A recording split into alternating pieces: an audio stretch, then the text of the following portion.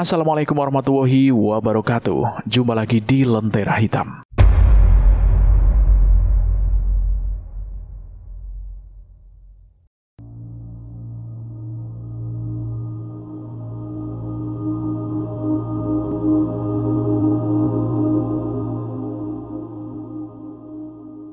Sinar matahari sore menyuarakan melalui jendela kedai kopi kecil di Pemalang. Mencapai meja tempat, Arga duduk berhadapan dengan sahabat lamanya, yaitu Nurul yang akrab disapa dengan Kitut. Aroma kopi yang baru diseduh dicampur dengan suara pelan bicara pengunjung lain. Tut, aku bosan banget. Udah lama kita gak naik gunung. Gimana kalau kita ke Gunung Lawu aja? Keluh Arga bersandar di kursi. Kitut tersenyum lebar, matanya berbinar. Lawu ya? Lewat Candi Ceto? Aku ikut. Cuma kita berdua. Iya, kecuali kalau mau ngajak anak-anak planet. Siapa tahu ada yang bisa. Planet adalah komunitas pecinta alam di desa mereka. Kelompok pendaki berpengalaman yang telah menaklukkan berbagai puncak selama beberapa generasi. Kitut mengeluarkan ponselnya, mengulir daftar kontak. Oke, ku cek dulu ya. Tapi kayaknya banyak yang sibuk kerja atau urusan keluarga. Saat mereka asik, pintu kedai terbuka. Yudi, teman SMA Arga, yang sudah lama tak bertemu, masuk bersama seorang wanita. Arga melambai. Yud, sini gabung. Yudi tersenyum dan mendekat, memperkenalkan wanita di sisinya sebagai Rahayu, Yayu, pacarnya yang baru jadian. Mereka berempat duduk bersama. Obrolan mengalir santai. Ketika Arga menyebut rencana pendakian Lawu, Yudi nampak antusias. Naik gunung? Aku belum pernah, tapi kayaknya seru, kata Yudi sambil melirik Yayu. Kamu ikut nggak? Yayu ragu sejenak, lalu tersenyum. Boleh deh, asal kalian bantu bimbing yang baru kayak kami. Sip, tenang saja. Perlengkapan biar kami urus. Planet punya banyak cadangan. Kalian siapin fisik aja. Berangkat Sabtu pagi jam 6 tepat, sahut Arga. Hari Sabtu pagi, langit masih gelap ketika Arga, Kitut, Yudi, dan Yayu berkumpul di titik temu di desa. Yudi membonceng Yayu, sementara Arga membonceng Kitut. Mereka berangkat dengan 2 motor, menembus udara pagi yang sejuk menuju Karanganyar. Jalanan lancar kan? Tanya Arga ke Kitut saat mereka berhenti sejenak untuk beristirahat. Lancar kah? Kira-kira sampai Ceto jam berapa ini? Jawab Kitut menyeruput air dari botolnya. Ya paling siang, jam 1-an lah. Perjalanan berjalan mulus. Pukul 13.30 mereka tiba di base camp Barokah di kawasan Candi Ceto. Udara di lereng gunung terasa dingin, kabut tipis mulai turun. Di base camp mereka beristirahat sambil ngopi dan berbincang-bincang. Yayu yang nampak penasaran bertanya. Kok sepi ya? Gak ada pendaki lain? Barusan ada yang turun kayaknya. Nanti kita naik habis sholat asar aja biar adem, jawab Arga. Setelah mengurus perizinan, Arga memberi briefing singkat kepada Yudi dan Yayu. Jangan buru-buru, atur nafas. 10 langkah istirahat. Kalau capek bilang, kita tidak ngejar waktu. Mereka semua mengangguk dan perjalanan pun dimulai. Oleh karena itu, rombongan melangkah melewati ladang-ladang warga menuju Candi Ketek. Pemandangan hijau dan udara segar membuat Yayu bersemangat. Wah, naik gunung ternyata keren. Candi-candi ini keren banget, serunya sambil memotret pemandangan dengan ponselnya. Iya, ini peninggalan Majapahit katanya. Prabu Brawijaya dan sebagainya. Arga menjelaskan. Setelah berfoto, mereka melanjutkan perjalanan. 1 jam kemudian, mereka sampai di pos 1 Mbah Branti. Mereka beristirahat, merokok, dan minum sambil bersantai. Belum ada tanda-tanda aneh dan suasana masih rileks. Dari Mbah Branti, mereka lanjut ke pos 2 Brakseng. Tiba menjelang maghrib. Di sana ada tempat berteduh seng di dekat pohon besar yang dililit kain putih. Yayu memperhatikan pohon itu. Hidungnya mencium bau aneh. Kok bau dupanya nyengat banget ya? Tanyanya sedikit cemas. Arga menjelaskan. Itu biasa, Yuk. Di Lawu, terutama via Ceto, banyak sesaji. Pohon ini dikeramatkan warga. Gak usah takut. Oh gitu ya. Yayu mengangguk, tapi matanya masih menelusuri sekitar. Setelah maghrib, mereka melanjutkan perjalanan menuju pos 3 Cemorodowo. Vegetasi semakin rapat, kabut turun, tapi langit cerah dengan bulan purnama memunculkan jalur. Formasi berjalan, Kitut di depan, Yudi dan Yayu di tengah, Arga sebagai penyapu di belakang. Sampai di Cemorodowo, suasana sepi, tidak ada pendaki lain. Arga mulai merasa aneh. Katanya tadi pagi ramai. Kok sekarang sepi banget ya? Dia bergumam. Saat istirahat, Arga memutuskan mengisi botol air di keran yang agak jauh dari shelter. Saat berjalan sendirian, ia merasa ada yang mengikutinya. Langkahnya terhenti ketika mendengar suara seperti kaki terseset di dedaunan. Srak, srak, srak. Ia menoleh, tapi tidak ada apa-apa. Suara itu muncul lagi saat ia membuka keran, lalu menghilang saat ia menutupnya. Mungkin hewan kali ya. Pikirnya mencoba menenangkan diri. Ia kembali ke rombongan, air sudah penuh. Ini mau lanjut sekarang atau istirahat dulu? Tanya Arga pada Kitut. Istirahat dulu gak? Santai aja, gak usah buru-buru. Saat mereka merokok, rombongan pendaki dari Semarang lewat, berhenti untuk mengisi udara. Salah satu dari mereka, Irfan, menatap Yayu dengan aneh, seperti bengong. Yudi, yang cenderung posesif, langsung bereaksi. Mas, kenapa ngeliatin pacar gue kayak gitu? Tanya Yudi nadanya tinggi. Irfan tergagap, lalu berkata, Di belakang mbak itu ada sosok cewek. Rambutnya panjang, kumel, serem. Teman-teman Irfan tertawa, bercanda. Irfan gitu suka nakut-nakutin, katanya indigo, padahal bohong. Kata salah satu dari mereka. Arga mencoba menenangkan. Udah Yud, santai aja, bercanda kali. Tapi Irfan masih menatap Yayu, lalu buru-buru pamit. Ayo, kita turun secepatnya, Katanya pada rombongannya. Setelah rombongan itu pergi, Arga merasa tidak nyaman. Suara seret-seret tadi, Irfan, membuatnya tidak tenang. Tut, ayo lanjut, biar gak kemalaman. Perjalanan ke pos 4, menggek, terasa berat. Trek curam dan vegetasi rapat membuat mereka melambat. Arif lebih lambat, Arga masih sebagai penyapu. Jaraknya agak jauh dari yang lain. Suara seret-seret itu muncul lagi, lebih keras. Ia berhenti menoleh. Tak ada apa-apa. Suara itu mengikuti meski ia mencoba mengabaikannya dengan membaca ayat kursi. Maknanya memuncak dan ia mempercepat langkah untuk mendekati rombongan. Di Penggek mereka istirahat di shelter. Arga memperhatikan Yayu, matanya merah, seperti sakit mata. Yud, pacarmu kenapa matanya merah gitu? Katanya dari dulu gitu kak. Tiap habis maghrib matanya merah. Aku bawa ke dokter, katanya nggak ada penyakit, mungkin bawaan. Oh gitu ya. Arga mengangguk, tapi hatinya tidak tenang. Saat mereka ngobrol, Yayu duduk sendirian di tepi jalur, menghadap hutan. Tiba-tiba, Arga merasakan dorongan kuat untuk menoleh ke arahnya. Ketika ia melakukannya, ia melihat sosok perempuan berambut panjang dan kumel duduk tepat di samping Yayu, seperti menatap hutan bersamanya. Arga mengucap mata, tapi sosok itu hilang. Hanya Yayu yang tersisa, duduk sendirian. Mungkin aku capek kali ya, pikir Arga mencoba menepis ketakutan.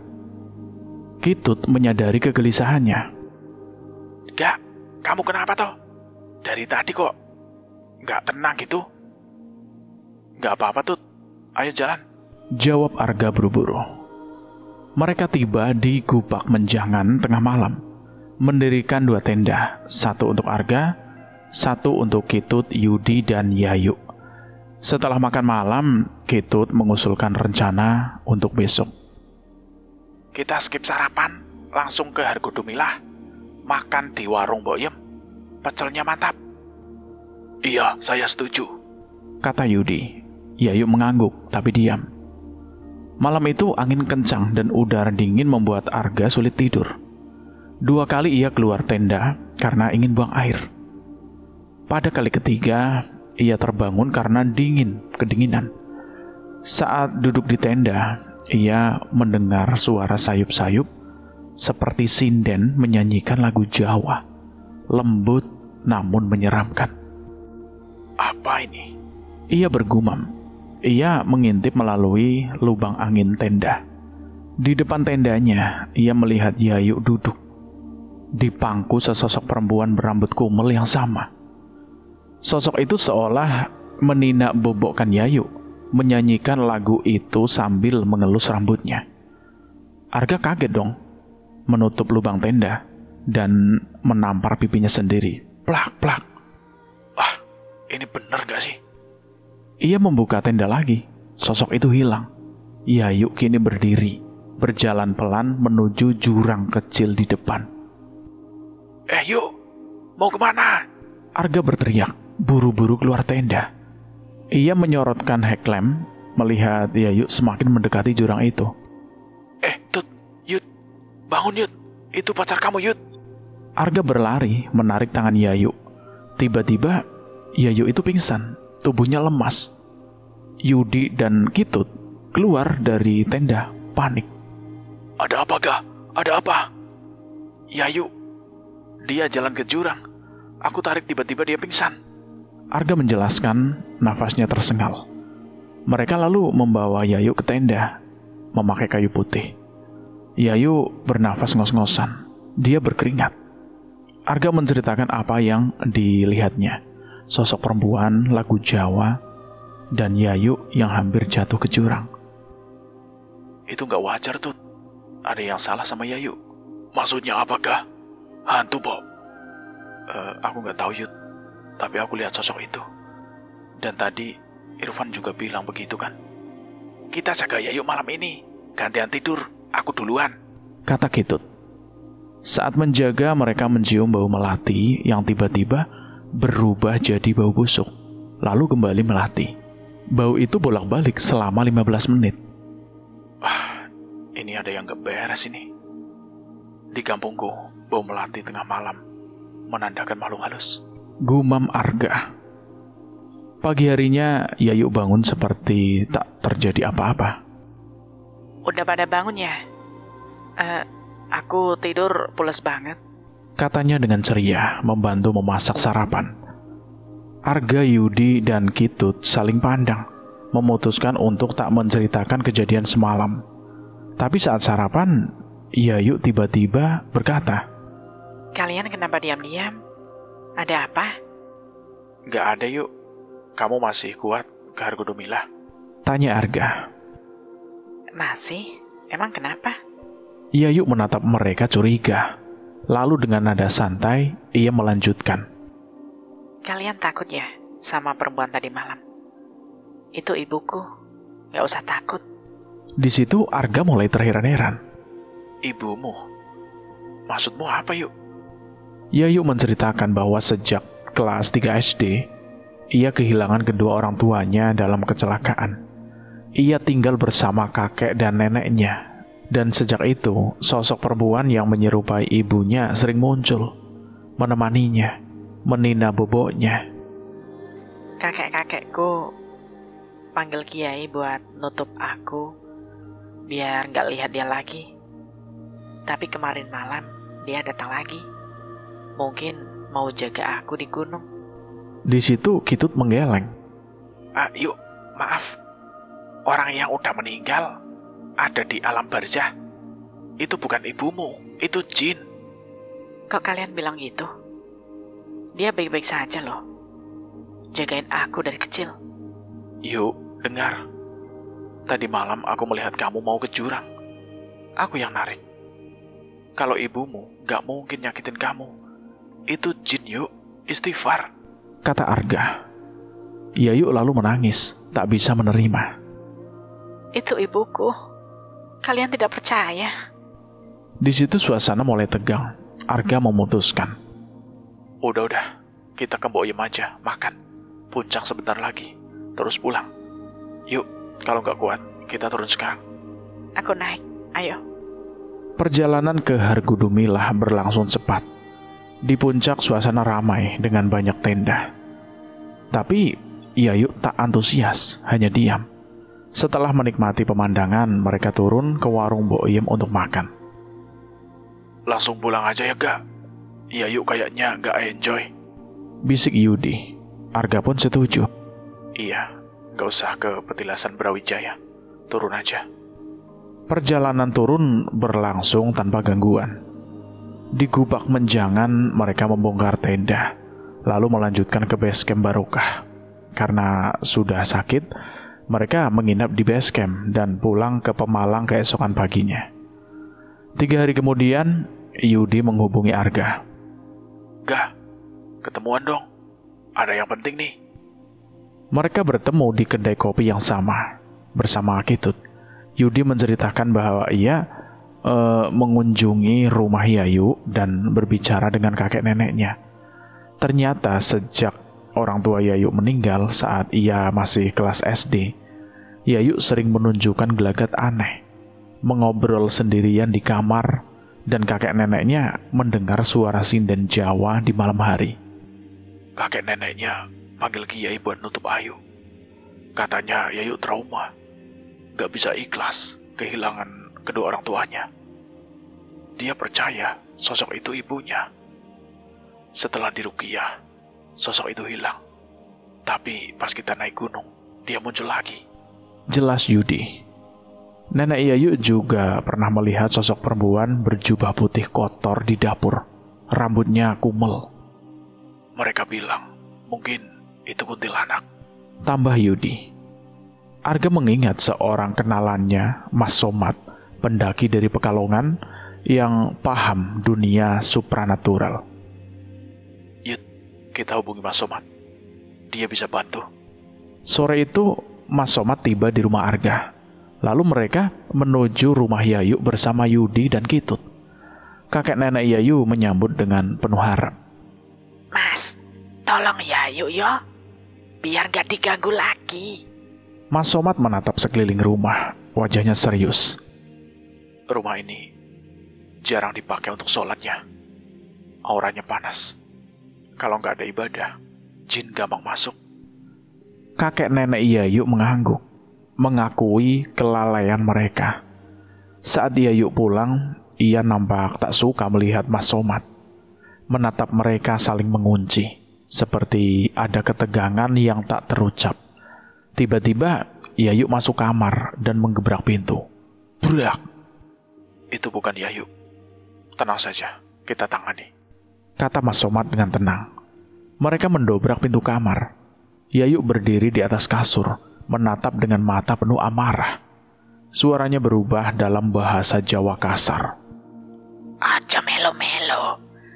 Yen kowe melo-melo, tak remuk kabeh ndasmu.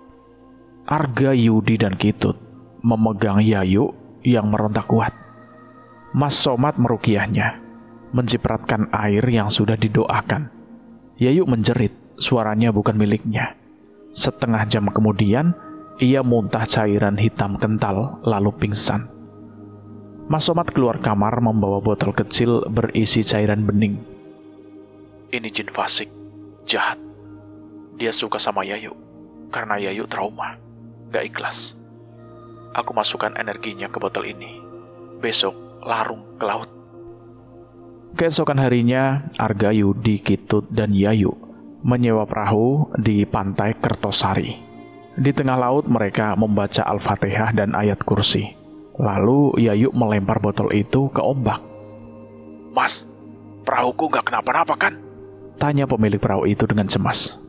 Tenang mas, ini cuma buang jin, jawab si Arga. Setelah itu, Yayu merasa ringan, seperti beban di tubuhnya itu hilang. badanku sekarang rasanya sudah enteng banget, kata Yayu sambil tersenyum. Mas Somad menjelaskan bahwa jin itu memanfaatkan trauma Yayu, menyamar sebagai ibunya untuk mendekatinya. Kenapa Yayu nggak ikhlas? Jin itu mudah masuk. Tapi sekarang, insya Allah aman. Beberapa tahun kemudian, Arga mendengar kabar bahwa Yudi dan Yayu menikah dan punya anak perempuan. Mereka tinggal di Bekasi dan tak pernah mendaki lagi setelah pengalaman di Lawu. Trauma ga? Kata Yudi saat mereka bertemu di kampung saat lebaran. Naik gunung seru, tapi gak mau lagi ya. Arga tersenyum. Aku juga udah jarang naik, yuk. Ya paling ke base camp doang sekarang. Hanya nge-camp saja. Kitut yang ikut nimbrung menambahkan. Tapi pengalaman itu membuat kita belajar kan? Ada dunia lain di luar sana.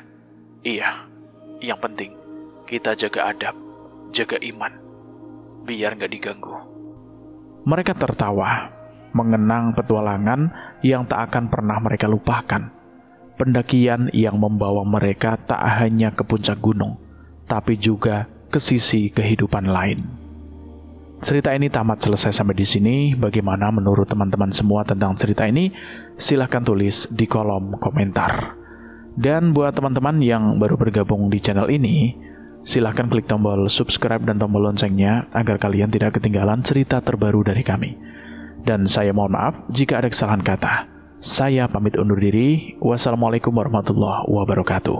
Salam lestari.